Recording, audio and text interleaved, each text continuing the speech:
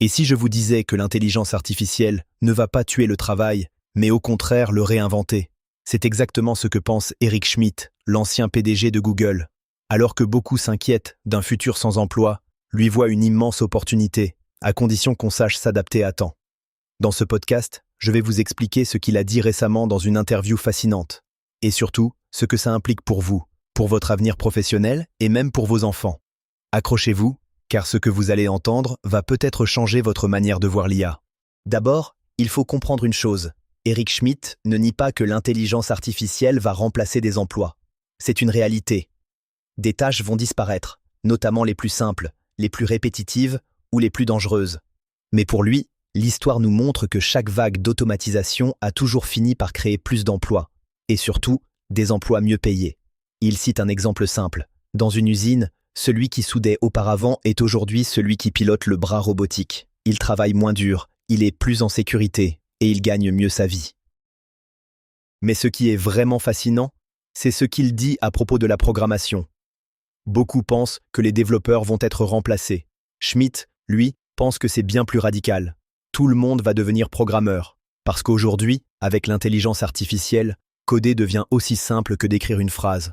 On peut déjà transformer une idée en application en quelques minutes, sans rien connaître au code. C'est comme avoir un ingénieur logiciel personnel qui ne dort jamais.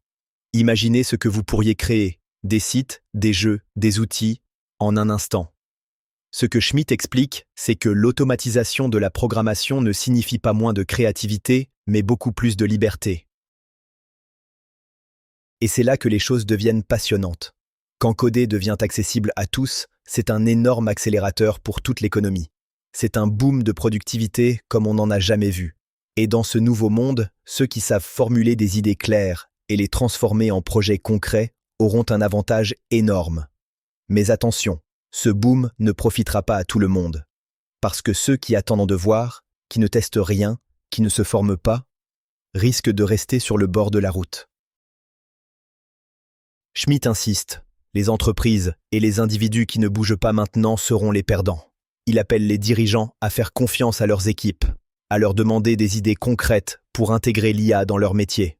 Même si les premières idées sont simples, automatiser un centre d'appel, améliorer la relation client, les meilleurs viennent souvent ensuite. Et ce conseil vaut aussi pour vous, à titre personnel.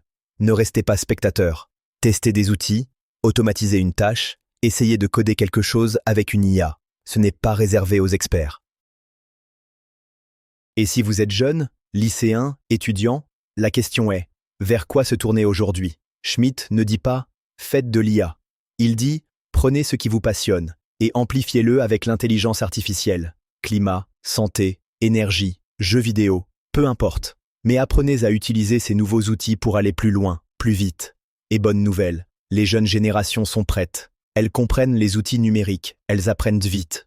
Il leur suffit juste d'un objectif clair, d'un projet personnel, et l'IA fera le reste.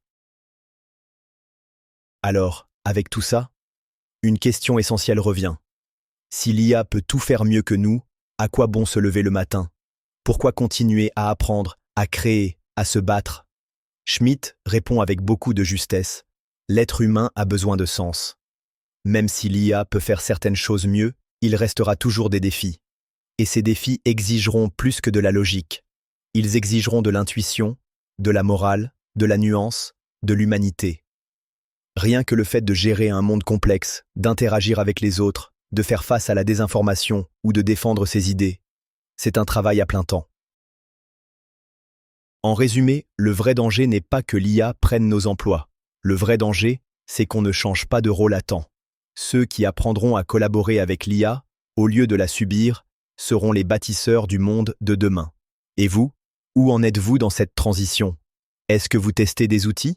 Est-ce que vous formez vos équipes, vos enfants, vous-même? Dites-le moi en commentaire, j'essaie de répondre à chacun.